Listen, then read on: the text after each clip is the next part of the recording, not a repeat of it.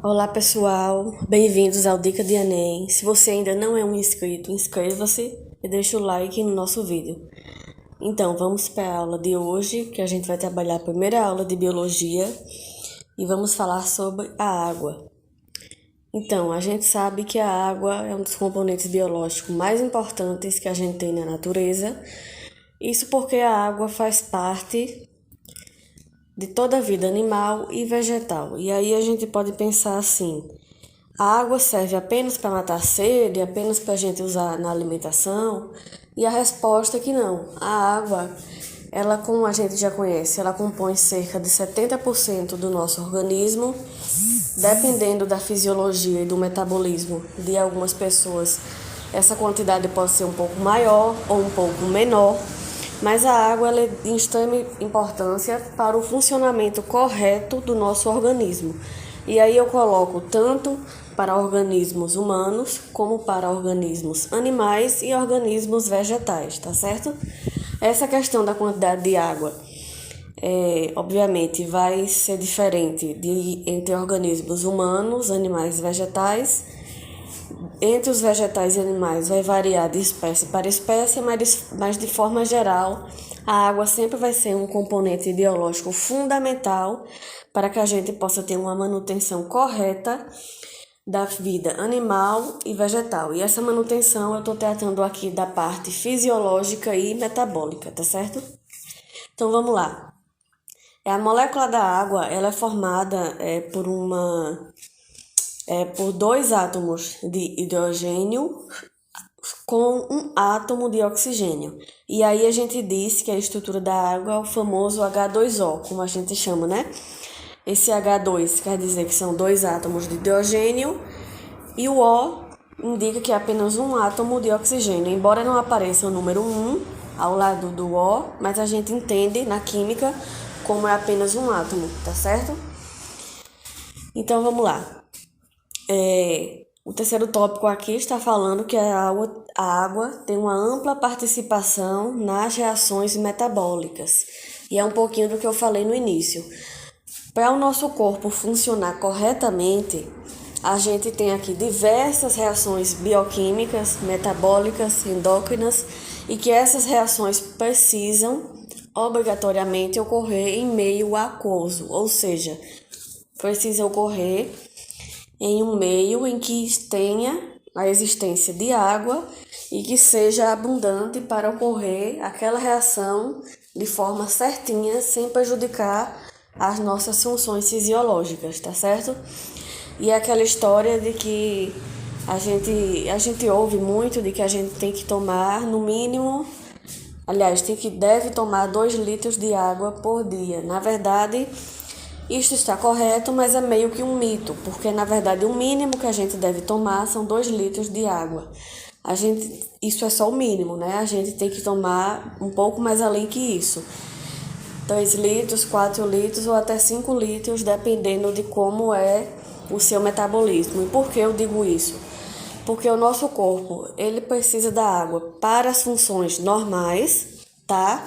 Funcionamento do cérebro corretamente, boa circulação, funcionamento correto do nosso coração, do nosso metabolismo interno, função de excreção das nossas glândulas sudoríparas, função de todo o nosso sistema digestório, até mesmo para o nosso sistema esquelético e muscular funcionar corretamente, a gente tem que ter um bom gradiente de água no nosso corpo.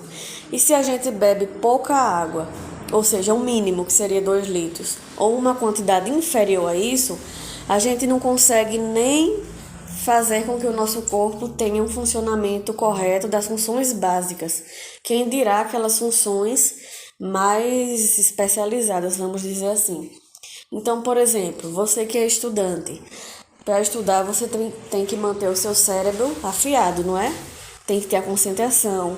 Geralmente você fica muitas horas de estudo, fica sentado. Por você ficar sentado, na posição sentada, você pode levar um cansaço físico e mental, que isso também vai prejudicar o seu estudo. Então, para amenizar essas coisas, é importante que você mantenha uma boa hidratação. Aí imagine só, você é vestibulando, tá aqui no Dicas de Enem se preparando para o seu vestibular e para o seu Enem.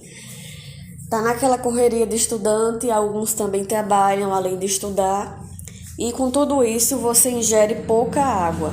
Como é que você quer que o seu corpo realize as funções básicas normais para manter você vivo e ainda assim consiga manter o seu cérebro super concentrado em funcionamento para que você possa estudar bem?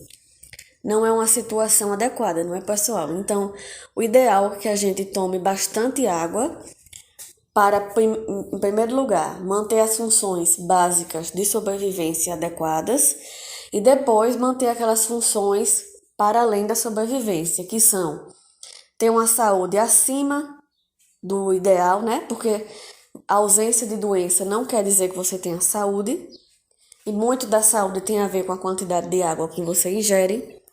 Uma outra função, além da sobrevivência, é você manter um cérebro super afiado, né? O que é que você vai conseguir com isso? Ser um melhor estudante, ser um melhor profissional, seja lá qual área que você atua. Evitar doenças neurodegenerativas no futuro. Evitar ou fazer uma correta manutenção de doenças cardiovasculares e diversas outras questões. Há uma curiosidade também, não sei se vocês sabem, que em idosos que não costumam tomar a correta quantidade de água, eles podem ter desorientação, ficar apáticos, letárgicos, entendeu? E aí você vê ali o idoso quietinho no cantinho, um pouco triste, e na verdade o que está faltando ali seria apenas uma correta quantidade de água no organismo dele que não tem. E por não ter, o cérebro dele não consegue funcionar corretamente, não consegue liberar os neurotransmissores corretos, e aí aquele idoso fica apático. E aí a gente acha que é algo normal da idade, e quando vê isso era uma coisa tão simples como apenas ingerir a quantidade correta de água. Isso pode acontecer também em crianças, né, abaixo de 7 anos, em que é muito fácil nessas crianças na primeira infância chegarem a um quadro de desidratação, assim como a gente também, adolescentes e adultos e pessoas já um pouco mais velhas, sem ser idosas. É muito fácil a gente se desidratar sem perceber, achar que por não estar com alguma doença está bem de saúde e na verdade não está. A gente está com déficit da quantidade de água e que isso pode trazer problemas no futuro. E é por isso que esse ponto é tão importante, né? Da água ter uma ampla participação nas reações metabólicas. E que a gente acha que um mínimo de quantidade já vai ser suficiente para essas reações e na verdade não é, tá certo? E como último tópico, a gente tem uma grande participação da água na regulação térmica dos seres vivos. Isso é de extrema importância, porque a gente pode imaginar assim, quando a gente está num dia de um calor excessivo, ou se estivermos fazendo uma atividade física extenuante, o que é que vai acontecer? O nosso corpo vai passar a liberar suor. O que é essa liberação de suor?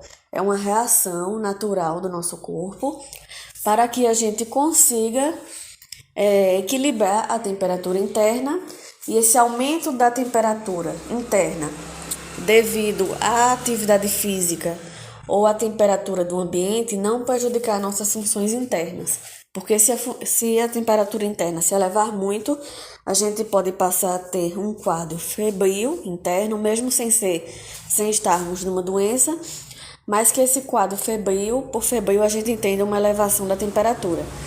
E esse quadro de elevação da temperatura pode chegar a desnaturar algumas proteínas. E nós vamos ver isso mais adiante nas aulas sobre proteínas, tá certo? E aí isso pode levar a diversas disfunções fisiológicas e que vai ser muito prejudicial para a nossa saúde. Então, pessoal, nessa aulinha bem rápida, né? A gente aprendeu bastante coisa, como a água sendo um componente biológico fundamental à nossa vida, de todos os seres.